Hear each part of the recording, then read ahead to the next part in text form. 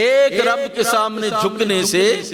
انسان کا اندر مضبوط ہوتا ہے اور پھر وہ اس عقیدے پر براجماں ہو جاتا ہے کہ پوری دنیا اگر مجھے نقصان پہنچا دے تو وہ نہیں پہنچا سکتی جب تک میرا رب مجھے نقصان نہیں پہنچاتا۔ پوری دنیا مجھے فائدہ دینے کے لیے لگ جائے تو اس وقت تک وہ مجھے فائدہ نہیں پہنچا سکتی جب تک میرا رب مجھے فائدہ نہیں پہنچاتا۔ اس لیے یہ سب کچھ اللہ سبحانہ وتعالیٰ نے عبادات کو جو پیدا کیا ہے یہ ہمیں اندر سے مضبوط کرنے کے لیے، اندر سے ایک مستحکم انسان بنانے کے لیے اللہ نے یہ عبادتیں فرض کی ہیں، ورنہ اس کو ہمارے بھوکے پیاسے رہنے کی ضرورت نہیں ہے۔ اس پورے روئے زمین پر جب انسان نہیں تھا تو وہ تب بھی رب تھا، جب انسان آئے اس کی عبادت نہیں کرتے تھے تو وہ تب بھی رب تھا، آج انسان کچھ عبادت کرتے ہیں کچھ نہیں کرتے تو وہ تب بھی رب ہے۔ سب کچھ اس نے اپنے کنٹرول میں اور اپنے ضبط میں رکھا ہوا ہے۔ اللہ کی ذات کے ساتھ یہ تعلق جب تک مسلمان کا قائم نہیں رہتا وہ ڈرتا رہے گا، سانپوں سے ڈرتا رہے گا، ملکوں سے ڈرتا رہے گا، پہاڑوں سے ڈرتا رہے گا، دریاؤں سے ڈرتا رہے گا، وگرنہ اللہ کا بندہ جو ہوتا ہے اسے کسی سے جو ہے وہ ڈر نہیں ہوتا، صرف وہ رب سے ڈرتا، ایک خدا سے ڈرتا، ایک خدا کو مانتا۔ آج دجالی فتنوں نے امت مسلمہ کو گھیر رکھا ہے آپ کے سامنے۔ یہ اس کمزوری کا نتیجہ ہے کہ ہم دنیا کے بندے ہو گئے ہیں،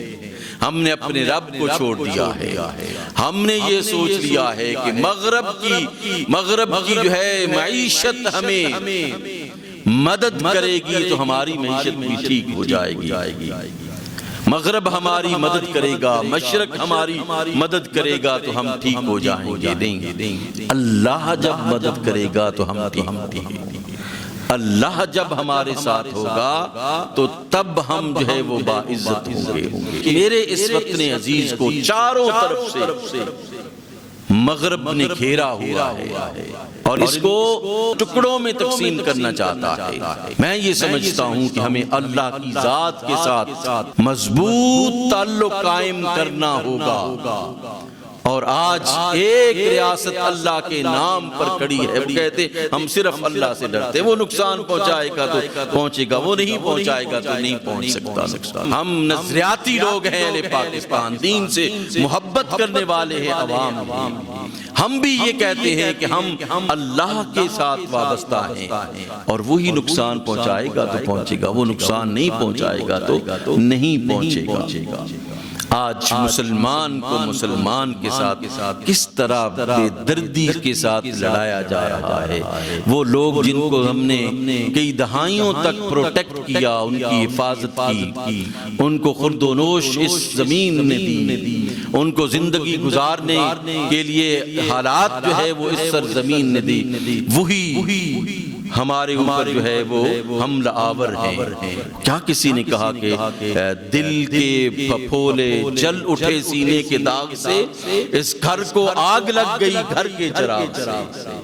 مسلمان پر حملہ آور ہے، مسلمان کو مار رہا ہے، یہ کیا ہے؟ یہ اللہ سے دوری ہے۔ ان لوگوں نے بھی یہی کہا کہ ہم ایک کٹ پتلی ہیں، جو آ کے ہمارے اوپر انڈیا حکومت کرے تو تب بھی ٹھیک ہے، امریکہ حکومت کرے تو تب بھی ٹھیک۔ احسان کا بدلہ احسان ہونا چاہیے، احسان کا بدلہ جو ہے وہ مارٹر گنے نہیں ہونی چاہیے، گولے نہیں ہونے چاہیے۔ ہمیں بحیثیت مسلم امہ اتحاد و یگانگت کا مظاہرہ کرنا ہوگا اور ہم سب کو صبر کرنا ہوگا۔ یہ مہینہ صبر سکھاتا ہے، ہم اہل پاکستان کے جو طاقتور حلقے ان سے بھی گزارش کریں گے کہ صبر بہت بڑی دولت ہے، اور ان لوگوں کو بھی جو پاکستان پر حملہ آور ہے ان سے بھی کہیں گے کہ اگر تم مسلمان ہو اور اپنے آپ کو مسلمان سمجھتے ہو تو پھر دیکھو کہ تم کن کو شہید کر رہے، وہ جو تمہارے محافظ تھے تم ان کو شہید کر رہے، جو تمہارے پروٹیکٹر تھے تم ان کو شہید کر رہے، ان سرحدوں کو پامال کر رہے ہو جو کبھی سرحدیں تمہارے لیے ایک محافظ کا کردار ادا کر رہی تھی۔ تمہارے ہر قسم کے غلط کردار نے آج پاکستان کو اور افغانستان کو تباہ و برباد کرنے کے دہانے پر کھڑا کر دیا۔